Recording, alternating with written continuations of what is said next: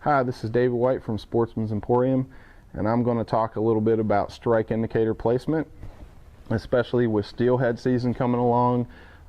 It's really common and popular to use strike indicators up on the Erie steelhead and even the New York steelhead and salmon. And I've had a lot of questions from beginners asking, how far should my strike indicator be up my leader from my fly?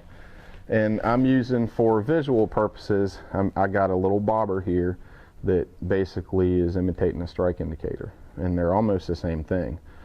But basically, in general, the general rule of thumb for strike indicator placement is you want to be about a foot higher up your leader than the depth of the water. So if this is your fly and you're fishing a stretch of water, that's your fly right there, and you're fishing a stretch of water that's pretty shallow, say 3 feet deep, you really want to get your leader or your strike indicator placed about 4 feet up your leader.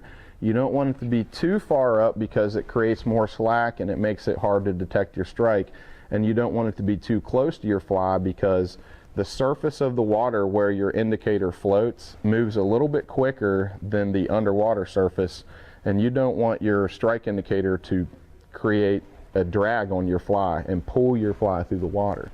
So the best way to get a good dead drift with your fly so that your strike indicator is not pulling it and making it look unnatural in the water, because in particular with egg flies and nymphs, the way they act underwater naturally is they pretty much just drift through at the speed of the water. There are very few nymphs that swim and make themselves go. They're out there, but in general, when you're steelhead fishing, you're fishing with eggs, and you're going to want to drift those really slow. You don't want your line to pull them through the water. When those fish lay their eggs in the water, they'll just kind of drift down. So you don't want to create that drag where your indicator is pulling your fly through the water. It makes it look unnatural. So the best way to avoid that is to set your leader with about a foot of extra tippet or extra leader from where your indicator is. So you put your indicator, let's say I'm fishing 2 feet of water, I'm going to want that about 3 feet, and that's about what it is now.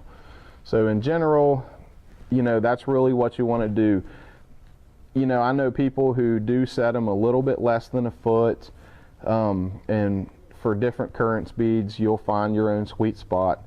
But that really is a great place to start, is just always remember, look at the depth of your water. If you're fishing 4 feet of water, you want your strike indicator 5 feet up your leader. If you're fishing 5 feet of water, you want it 6 feet up off your leader. And that is a really good place to start. It's probably going to maximize the drag on your fly and also the detection of the fish's strike.